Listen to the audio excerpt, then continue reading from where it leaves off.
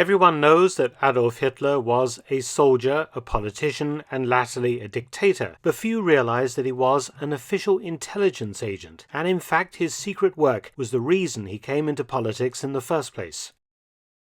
Hitler's problem before World War I had been his drifting, aimless existence. Born in Braunau, Austria in 1889, Hitler was not academically gifted, achieving little of note during his formal schooling. Undoubtedly intelligent, he was nonetheless immature and was spoiled by his doting mother since the death of his bullying and violent father. He had a high opinion of himself and was a lazy daydreamer who believed he had the makings of a great artist. 2 rejections by the Vienna Academy of Fine Arts didn't dim this self-belief, though his reality was one of squandering the rest of his small inheritance from his parents until he became a homeless person in Vienna, living in men's shelters and eking out a miserable existence peddling his hand-painted postcards on the streets or working as a day labourer on building sites. The event that was the making of Hitler was World War I and his service in the German army.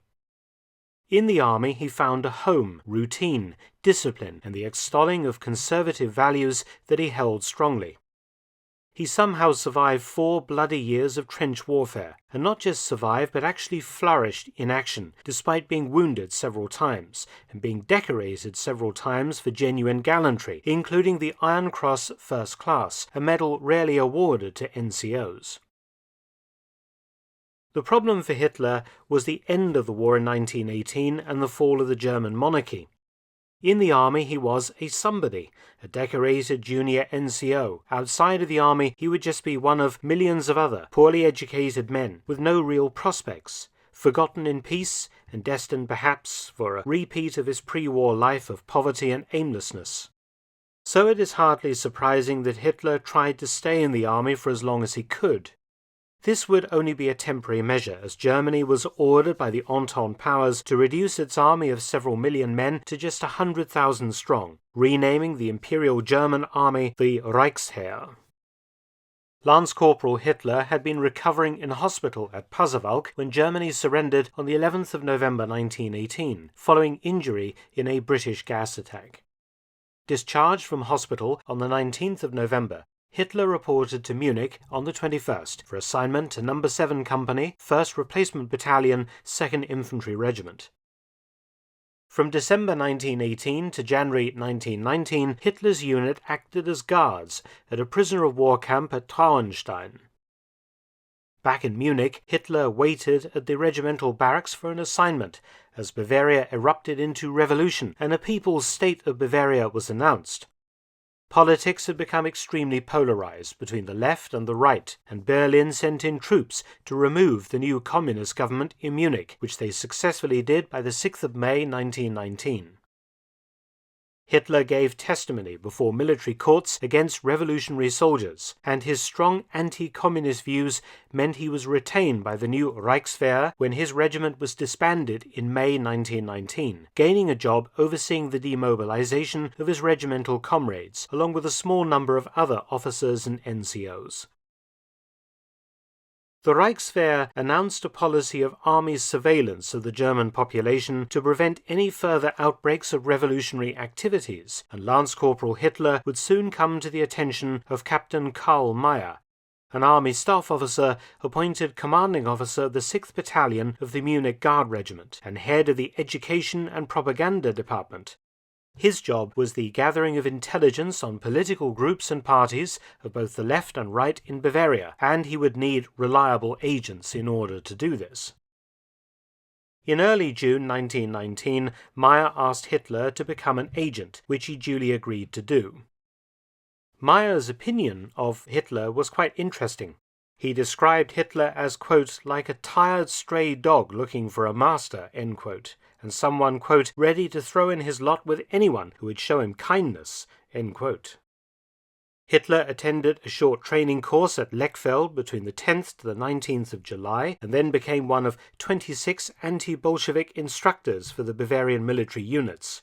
His position was officially intelligence agent, a full-time paid member of the Army's reconnaissance commando.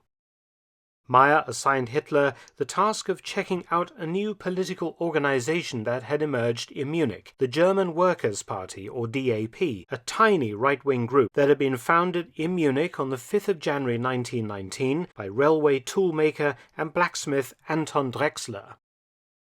Drexler hadn't served in World War I due to ill health, but had joined the German Fatherland Party towards the end of the war, a right-wing group that had helped foster the idea of the stab-in-the-back myth, whereby many right-wingers believed the German army had not been militarily defeated by the Entente powers in 1918, but rather undermined and forced to surrender by a cabal of mostly Jewish politicians and business leaders in Berlin, a group subsequently labeled the November Criminals, an idea that was to become one of the central tenets of Nazism. Drexler's friendship with journalist Karl Harrer, who was also a member of the Thule Society, a German occultist and ethno-nationalist movement, led to Drexler and some others forming a discussion club called the Political Workers' Circle in 1918. Drexler and Harrer then founded the German Workers' Party in January 1919. Some of the other founding members were Dietrich Eckart, an anti-Semitic poet and playwright and Thule Society member, a man who would become a mentor to Hitler and an early Nazi philosopher, and Gottfried Weder, a civil engineer and self-taught economist. Drexler was chairman of the DAP, but it remained an extremely fringe organization, its meetings at various beer halls throughout Munich attended by less than 40 people. Hitler, in civilian clothes, began attending some of the DAP's meetings. His job was to listen to the discussions and speeches and write up reports for Captain Meyer. The DAP espoused beliefs that Hitler tended to agree with: anti-Semitism, rampant nationalism, anti-capitalism, but also anti-communism. Hitler stepped over the line from being a passive and covert observer of the DAP to a participant at the Stenecker Breuer Beer Hall on the evening of the 12th of September 1919. Listening to a visiting speaker named Professor Baumann attack some of the DAP's core beliefs, Hitler lost his rag and spoke up. In fact, he launched a very impressive verbal tirade that totally destroyed Baumann's position. Afterwards, Drexler asked Hitler to join the party. Agent Hitler duly reported the offer to join to Meyer, who instructed him to indeed join the DAP. Hitler wanted to join because he could see that he was the most impressive speaker amongst this odd collection of men, and intended to take over the leadership of the DAP and use it as a platform to become a serious politician. A week later, Hitler turned up at the Rosenbad Beer House in Munich to be inducted into the DAP. At the same time, he remained a spy for the army on a salary of 20 gold marks per week. He was the DAP's 55th member. On the 16th of October 1919, Hitler gave his first political speech as a DAP member at the Hofbräukeller, wowing the audience. At subsequent speeches, his following grew and grew, and the DAP's membership swelled. By early 1920, Hitler was the party propaganda chief. On the 24th of February 1920, Agent Hitler spoke before 2,000 people at the Hofbräuhaus Beer Hall in Munich.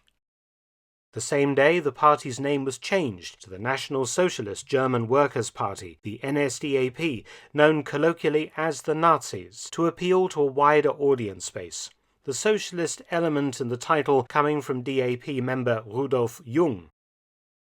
Hitler had wanted to call the organization the Social Revolutionary Party. Captain Meyer had described Hitler, if you remember, as like a tired stray dog looking for a master. But it seemed that Hitler now had no use for the army. He had now found a new home, politics. On the 8th of July 1920, Captain Meyer was himself forced to resign from the army due to his involvement in a coup attempt against the government. Free of his controller and no longer needing the army as a home, Hitler left the Reichswehr to devote himself fully to politics, taking the leadership of the Nazi Party from Drexler in autumn 1921. As for his old handler, Meyer joined the Social Democratic Party and was a defender of parliamentary democracy in the lead-up to Hitler coming to power in 1933, after which Meyer fled to Paris. Hitler gave orders in 1940 for Meyer to be found. Arrested by the Gestapo, the man who had involuntarily created Hitler the politician died in February 1945 at Buchenwald concentration camp. As for Anton Drexler, the founder of the DAP, whom Agent Hitler had usurped as leader, he became a marginal figure in Nazi Germany. In 1934 he received the Blood Order, the party's most exclusive medal, but slipped into alcoholism, dying in February 1942. In fact, of the early DAP members, only Dietrich Eckart was close to Hitler. Acknowledged by Hitler as the spiritual co-founder of the Nazi Party, the guiding light in the early NSDAP movement, it was Eckart that introduced Hitler to Berchtesgaden and the Obersalzberg, where Hitler would write some of Mein Kampf and later own a grand house, the Berghof. It was Eckart that began the cult of personality that surrounded Hitler, and the bond between the two men was strong. Eckart guided Hitler's reading, what he wore, and mentored him politically and philosophically, and also encouraged his violent anti-Semitism. A participant in the failed 1923 Bierhol Putsch, Eckart was imprisoned with Hitler and other Nazis and died of a heart attack in 1926, soon after his release. He is buried in Berchtesgaden. This headstone created by the Nazis and visited by Hitler, who kept busts of Eckart in his house.